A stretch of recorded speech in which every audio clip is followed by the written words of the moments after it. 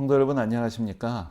오늘은 성경이 뭐죠? 두 번째 시간입니다. 우리가 지난 시간에 구약 성경의 역사적인 배경에 대해서 좀 정리를 해보았는데요. 오늘은 구약 성경의 그 문화적인 배경에 대해서 한번 좀 간단히 살펴보는 시간을 가져보고자 합니다. 지난 시간에 강의하고 바로 연결이 된다고 할 수가 있겠는데요. 구약 성경 이야기가 펼쳐지는 무대는 바로 그 비옥한 초생딸지대라고 불리는 바로 고대 문명의 발상지들 중에 속하는 그런 메소포타미아 지역, 또 나일강 유역, 또 이 지역에 이 성경의 이야기가 펼쳐지는 그런 배경이 되겠고요. 그래서 그 지역에서 이제 일어났다가 또 사라졌던 여러 나라들, 제국들, 또 그 시대를 배경으로 하면서 성경의 이야기들이 진행이 됩니다.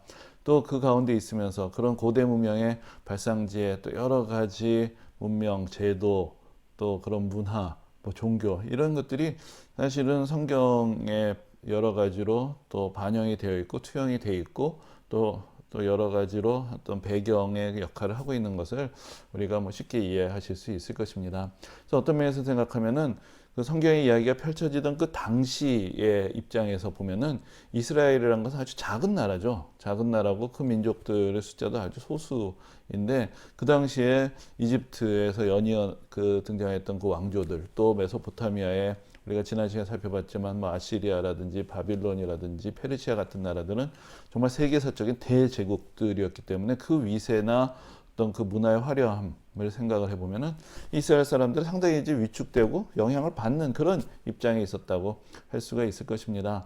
그런데 이제 결과적으로는 어떻게 됐느냐? 좀 아이러니한 것이 그 나라들, 그 제국들은 다 사라졌어요. 그리고 그 문화와 그들이 남겼던 영향력은 어떻게 결국 후대에 알려지게 됐느냐? 정말 대제국들, 그 당시 강성했던 나라들의 변두리에 있었던 상당히 상대적으로 작은 두 민족이 있습니다. 하나가 바로 이스라엘이고요. 또 하나가 좀 더 건너편에 있는 그리스였죠.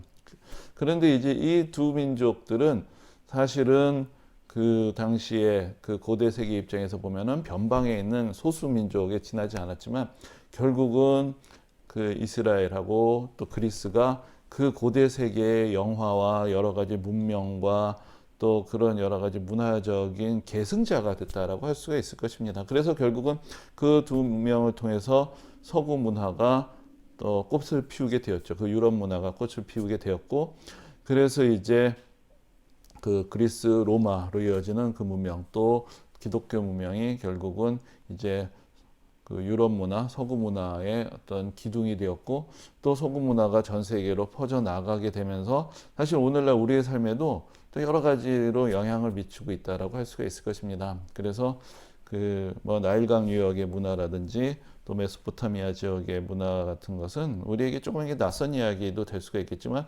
연원으로 이제 거슬러 올라가면은 사실 오늘날 우리의 삶하고도 그렇게 동떨어진 이야기는 아니다라고 할 수가 있겠습니다. 그리고 특히나 이제 그 서양 사람들 입장에서 보면은 이 지역은 일종의 자기들의 문화의 어떤 연원하고도 연결이 되기 때문에 상당히 열심히 땅을 파고 이렇게 연구를 합니다.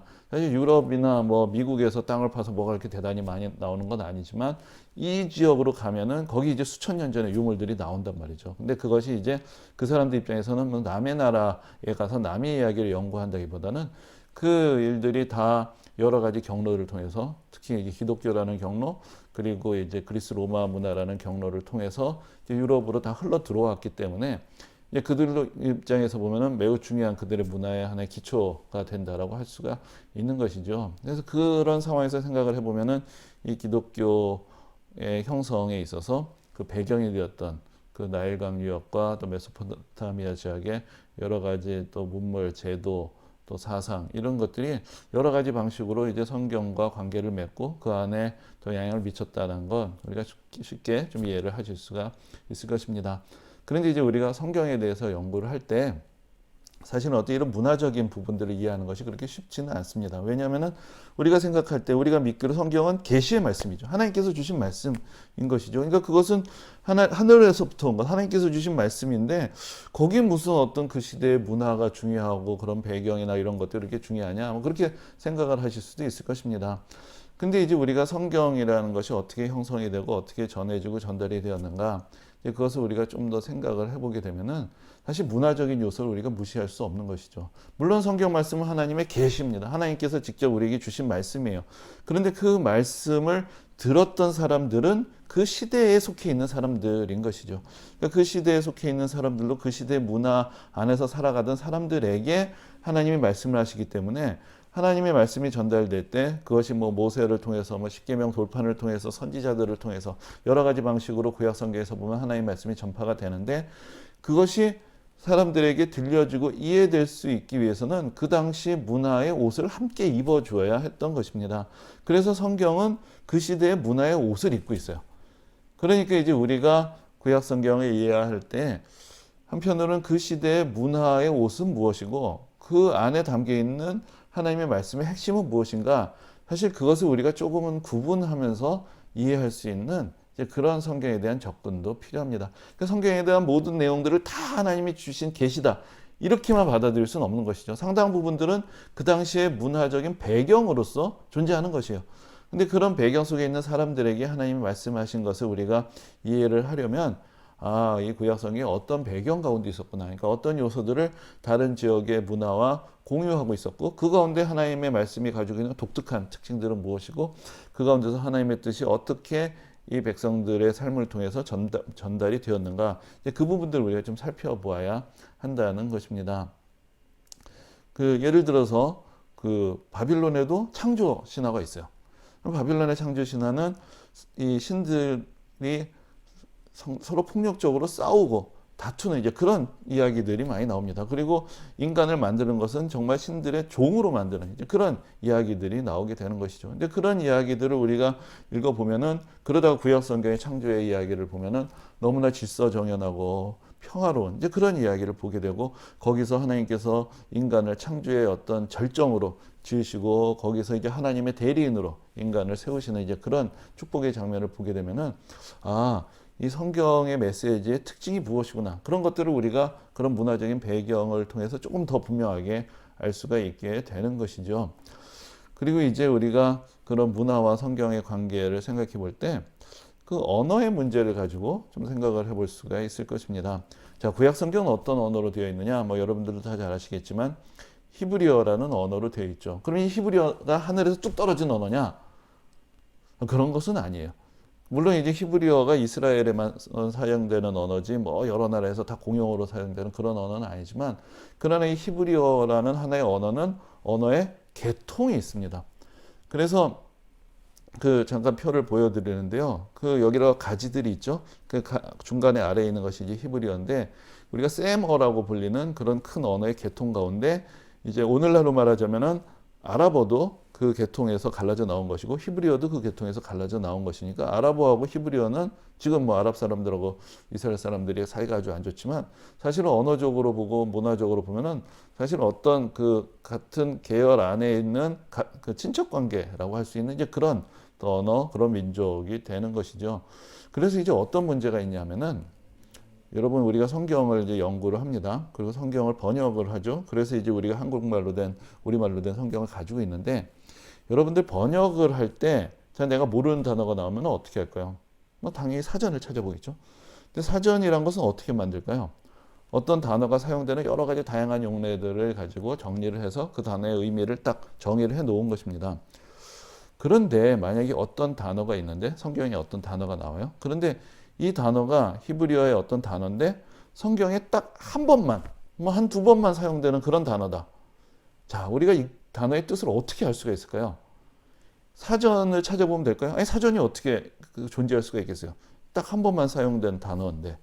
그러니까 그런 경우에 이 성경을 연구하고 번역을 하는데 어떻게 딱 성경 안에 한두 번만 나오는 단어가 있다. 그런데 히브리어로 쓰여진 문헌이란 거는 그 당시 문헌은 성경밖에 없다. 그럼 이 단어의 뜻을 알기가 참 어렵겠죠. 그 맥락을 가지고 이해하는 것도 한계가 있고. 그럴 때 어떤 방법을 학자들이 쓰느냐? 이 단어하고 같은 어원을 가진 인적 관계에 있는 언어들을 연구를 해서 이거하고 같은 어원이 되는 단어가, 같은 어떤 모양을 가진 단어가 이런 단어인데 그게 다 그 유사한 인적 관계에 있는 언어 중에서는 어떻게 사용이 되는구나. 그런 것들을 연구를 해서 그 의미를 더 정확하게 이해를 하는 것을 시도를 하게 됩니다. 그래서 이제 어떤 일이 벌어지냐면은 여러분 중동에서 어느 날 예를 들어서 땅을 파다가 토판이 막 쏟아져 나왔어요. 그래서 고대 언어로 기록된 그런 뭐 옛날에 뭐 아카드라든지 뭐 그 바빌론이라든지 뭐 아시리아라든지 이런 데서 쓰던 그런 그 당시 상황을 기록하고 있는 그런 토판들이 막 나왔다. 그럼 이게 그 당시의 역사와 그 지역의 역사만 분명하게 드러나는 것이 아니라 그 토판들을 막 연구를 하면요, 성경의 의미가 더 분명하게 드러나게 돼요. 그러니까 우리가 잘 몰랐던 단어들이 거기서 어떤 맥락에서 어떻게 쓰였느냐, 이제 그것을 좀 더 이해하게 되면 아, 이 단어가 이런 의미가 있구나. 그러면서 이제 성경을 좀 더 정밀하게 번역할 수가 있게 되는 거죠. 그래서 우리가 보면은 우리말 성경도 계속해서 이렇게 어느 정도 시간이 지나면 새롭게 번역을 하죠. 지금 우리가 가지고 있는 예배 시간에 쓰는 성경을 개역 개정판이라고 하는데, 그것은 이제 개역 한글판이라는 성경을 한번 개정을 한 것을 이제 우리가 예배 표준 성경으로 쓰고 있습니다. 아니, 성경을 한번 번역했으면 됐지 뭘 또 바꾸느냐. 근데 그게 그 연구가 쌓여지게 되면 성경에 대한 우리의 이해가 더 깊어지고 더 정확하게 되는 것이에요. 그러니까 이 성경의 시대, 이 이스라엘의 역사뿐만 아니라 이스라엘의 주변 세계의 역사를 우리가 더 잘 알게 되면 또 때로는 어떤 지역이나 또 그런 유적들을 발견하게 되면서 성경에 나와 있는 어떤 지역, 지명의 위치가 어디였는지 더 잘 알게 되고, 그 지역이 실제로 어떤 모습인지를 알게 되면 성경의 그 지역을 묘사하는 또 단어들을 표현하는 것들이 또 더 정확하게 이해가 되겠죠. 그러니까 그런 식으로 고대 사회를 이해를 하고 땅을 파고 또 고고학적인 연구를 하고 여러 가지를 하는 것이 우리가 지금 성경을 보는 눈도 더 정확하게 만들어줄 수가 있고 그 시대를 더 정확하게 이해할 수 있게 도움을 주기 때문에 그 시대에 대한 우리의 이해들이 또 계속해서 바뀌고 새로워질 수가 있는 것입니다. 그래서 이제 성경을 배경을 한 시대 그 세계에 대한 우리의 이해 또 문화적인 이해들 이런 것이 성경을 이해하는데 또 여러 가지 도움을 주게 되는 것이죠. 그래서 뭐 이런 여러 가지 예들이 있겠지만 우리가 크게 좀 시기별로 몇 가지를 좀 정리를 해볼까 합니다. 그 먼저 이제 그 이스라엘 백성들이 하나의 어떤 민족이 되어서 이 어떤 중요한 어떤 그 행적들을 나타내기 시작하는 때가 바로 이제 출애굽기에서부터라고 할 수가 있겠죠. 그럼 여러분들 다 이해하실 텐데, 그래서 이제 출애굽기의 이야기부터 시작을 해보면 이제 그 출애굽기는 애굽이라는 거대한 문명으로부터 벗어나는 그런 이야기입니다. 그런데 한편 다시 얘기하자면은 결국은 애굽에서 430년 동안 이 사람들이 이제 노예 생활을 했던 이야기를 우리가 생각을 해보면 당연히 많은 그런 애굽의 문화의 영향을 이 사람들이 받았을 것이다. 이제 그것을 우리가 충분히 짐작을 할 수가 있겠죠.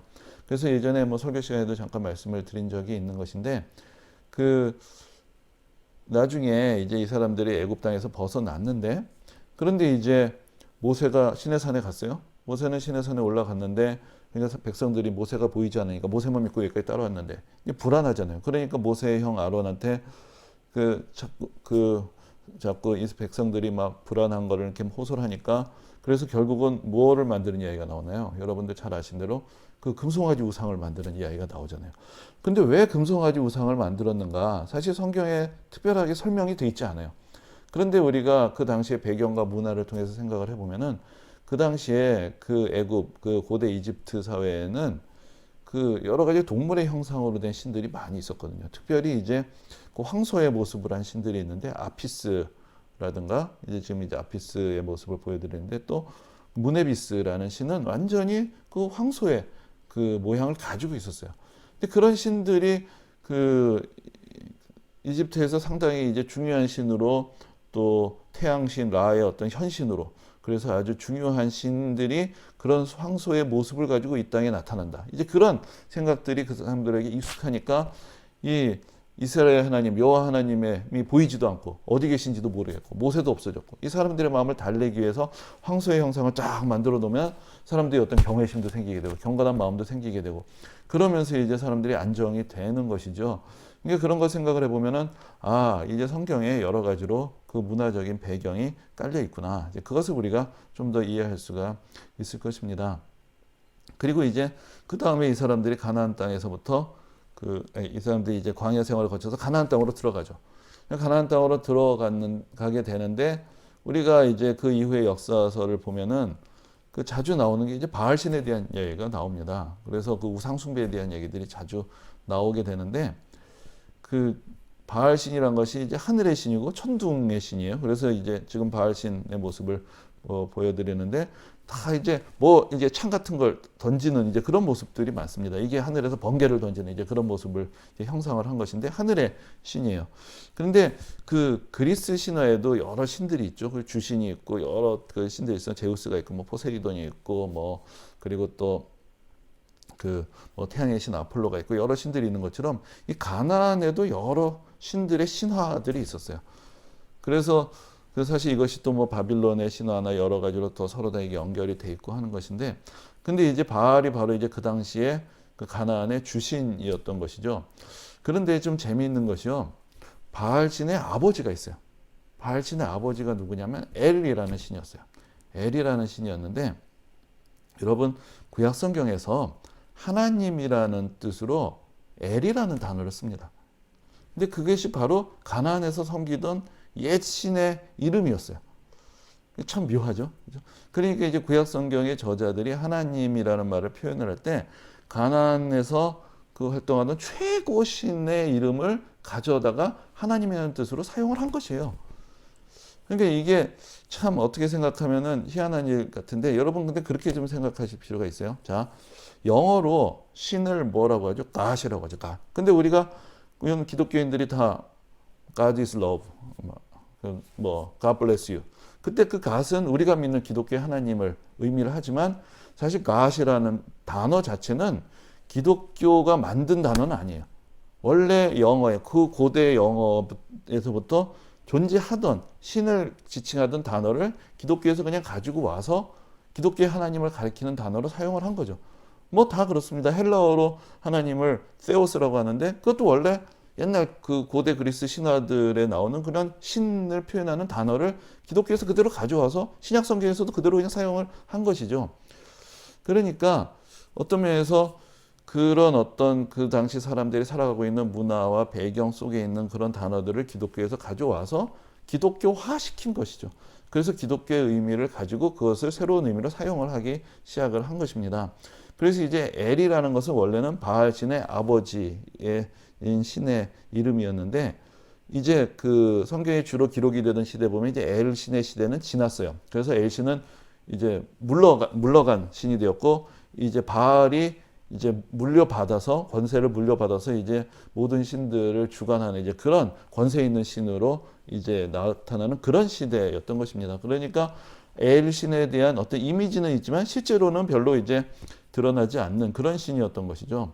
그래서 이제 종교학에서 격절신이다 뭐 이런 표현도 쓰는데 좀 물러나 있는 신이다 이제 그런 뜻으로 사용을 합니다. 그런데 그런 신의 이름을 기독교에서는 또 구약 성경에서는 하나님을 표현하는 그런 단어로 썼다. 그래서 이제 성경에서 보면 여호와 하나님이라고 하잖아요. 하나님이란 건 좀 더 신이라는 의미에 좀 더 가깝고 여호와라는 것이 하나님의 이름, 고유명사의 의미가 되는 것인데 그래서 이제 그런 면에서 좀 더 그 의미를 분명하게 해주기 위해서 엘이라고만 하면 좀 모호할 때 여호와 하나님이란 말을 분명하게 해서 우리가 믿는 하나님이 어떤 분이시냐라는 것을 분명하게 드러나야 하는 표현으로 사용을 하게 되는 것입니다. 그렇게 보면 이제 가나안의 어떤 신앙, 종교, 문화라는 것이 또 구약 성경에 이제 중요한 배경으로 깔려 있다는 것을 알 수가 있겠죠. 그런데 이제 그러니까 어떤 또 사실 좀 부작용이라고 할까요? 그런 게 나타나냐면은 성경에 보면 이제 아세라 목상 뭐 이런 이야기가 많이 나와요. 아세라 여신의 상을 자꾸 만드는 얘기가 나오는데 그 여신만을 왜 만들까? 물론 바알과 아스다로 뭐 이런 얘기도 나오죠. 근데 또 아세라만 또 따로 만드는 이야기들이 있어요. 왜 아세라 신만 따로 만들까? 그런데 이제 아세라 신이요. 그 옛날 그 고대 가나안 땅의 신화에서 보면은 엘 신의 아내가 아세라였어요. 그러니까 이제 여호와 하나님을 엘이라고 하니까 그럼 하나님도 아내가 있어야 될 거 아니에요? 그 당시 사람들이 생각했던 어떤 다신교 세계에서는 그러니까 자꾸 아세라 신을 만들어 가지고 하나님이랑 같이 섬기려고 하는 거죠. 그러면서 이제 하나님을 우상처럼 섬기게 되니까 그래서 우상을 섬기듯 하나님을 섬기고 이것이 막 혼란이 오니까 선지자들이 나타나서 우상을 다 부시기하고 하나님을 하나님처럼 이스라엘의 하나님 여호와 하나님을 바로 섬기도록 그렇게 자꾸 가르치는 이제 그런 이야기들을 우리가 성경 가운데서 또 볼 수가 있습니다. 그래서 이제 가나안의 어떤 우상이라는 문화 속에서 그 어떤 면에서 문화적인 영향 속에 있죠. 그러나 그 가운데서 성경은 또 하나님이 어떤 분이신가, 이스라엘의 하나님, 이스라엘 백성들을 구원하시고 온 세상을 주관하시는 저런 죽어있는 우상, 또 신화 속에 나오고 어떤 형상으로 되어 있는 우상이 아니라 살아있는 하나님이 어떤 분이신가, 그것을 또 계속해서 메시지로 강조를 하는, 그래서 어떤 문화를 전제로 하고 있지만 그 가운데서 또 살아계신 하나님을 전하기 위한 그런 음성들을 우리가 어떤 성경에서 듣게 됩니다. 그리고 이제 우리가 또 그 다음 이야기를 생각을 해보면요, 이스라엘 백성들이 그 가나안 땅으로 포로로 끌려가게 되죠. 가나안 바빌론 땅으로 포로로 끌려가게 되죠. 그런데 이제 바빌론으로 포로로 끌려가게 되면서, 물론 그 이전부터도 그렇겠지만 아시리아나 바빌론 같은 그 메소포타미아가 대제국이 되면서 또 그 대제국들의 문화가 또 여러 가지로 이미 이스라엘에 영향을 미쳤는데, 또 이 사람들이 아예 포로로 끌려갔다가 또 바빌론이 망하고 페르시아가 서고 또 다시 돌아오는 이제 그런 과정을 거치면서 또 바빌론 문화의 영향을 여러 가지로 많이 받았겠죠. 그죠? 그런 부분들도 생각을 해볼 수가 있을 것입니다. 그래서 이제 또 그 그림을 몇 가지 보여드리면은, 그 에스겔서에, 예전에 뭐 수요예배 때 또 몇 가지 보여드렸던 것인데, 에스겔서에 보면은 그 하나님의 영광이 에스겔 선지자에게 나타나는 그런 장면이 있어요. 그런데 그 하나님의 형상이 어떤 모습으로 나타나냐면은 사람과 독수리와 사자와 소의 형상이 결합된 그런 모습으로 나타납니다. 그런데 이제 그게 우리가 보기엔 참 기이해요. 그런데 우리가 아까 그 황소의 형상으로 또 하나님의 모습, 어떤 신의 그 어떤 상을 표현하는 이제 그런 이집트의 영향을 받은 그 이스라엘 백성들의 이야기를 우리가 잠깐 보았던 것처럼, 이 동물이라는 것이요, 오늘날에는 우리가 뭐 애완동물 또 뭐 사육해서 잡아먹고 뭐 이런 것밖에 생각을 안 하지만, 사실 고대 사회에서는 동물이 여러 가지 면에서 인간보다 탁월하다라는 생각을 가지고 있습니다. 그 황소처럼 힘이 셀 수가 없죠. 사자처럼 용맹할 수가 없죠. 독수리처럼 하늘을 날 수가 없죠. 그러니까 그런 어떤 동물들은 인간을 뛰어넘는 능력을 가졌기 때문에 신을 표현할 때 동물의 형상과 신의 형상을 결합을 해서 표현을 하는 경우들이 많이 있습니다. 그래서 지금 보신 대로, 지금 보시는 형상은 이제 마르둑이라는 바빌론의 주신의 모습인데, 그 마르둑의 모습도 그렇고요. 그리고 이제 지금 보여드리는 것은 이제 라마스라는 그 아시리아 때부터 내려오는 그런 신의 모습인데, 특히 여기서 보면은 이제 소의 형상의 독수리 날개와 사람의 얼굴이 같이 있죠. 그러니까 이런 것을 통해서 어떤 신상을 표현하고 신성을 표현하는 이제 그런 문화들이 이렇게 바빌론에 익숙하게 있었던 것입니다. 근데 지금 그 에스겔서에 보면 에스겔이 바빌론으로 사로잡혀 와 있거든요. 그런 에스겔에게 하나님의 영광이 나타날 때 이러한 어떤 사람과 독수리와 사자와 황소의 모습이 결합된 모습이라는 것은 완벽한 신의 형상으로 느껴지는 것이겠죠. 그러니까 더 경외롭고, 우리가 생각하면 좀 기괴하게 느껴질 수 있지만 에스겔의 입장에서는 너무나 영화롭고 완전한 하나님의 모습으로, 어떤 신의 모습으로, 어떤 영광으로 나타나게 되는 이제 그런 경험을 하게 되는 것입니다.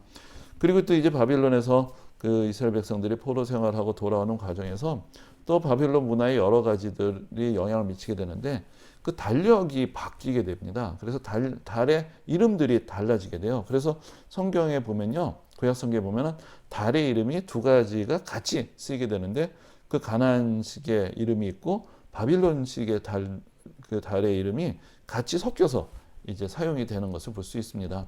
그래서 이제 바빌론에서 살아가면서 바빌론이 또 그 당시 천문학이 발달했고 또 달력이 더 정교한 달력들을 사용하고 있었기 때문에 그 영향을 받으면서 이스라엘의 어떤 달력과 또 그 달력이란 것이 사실 농경 문화와 여러 가지 시간을 측정하는 데 아주 중요한 역할을 하는데, 그런 면에서 또 바빌론 문화의 영향들이 또 이스라엘에게 미쳤던 이제 그런 모습들도 우리가 성경 가운데서 찾아볼 수가 있습니다. 그러니까 이렇게 성경의 배경이 되는 역사, 문화, 또 종교적인 영향들이 성경 시대의 사람들에게 여러 가지 영향을 미치고, 성경은 그런 상황 가운데 있는 사람들에게 하나님께서 선포하신 말씀이 되는 것이죠.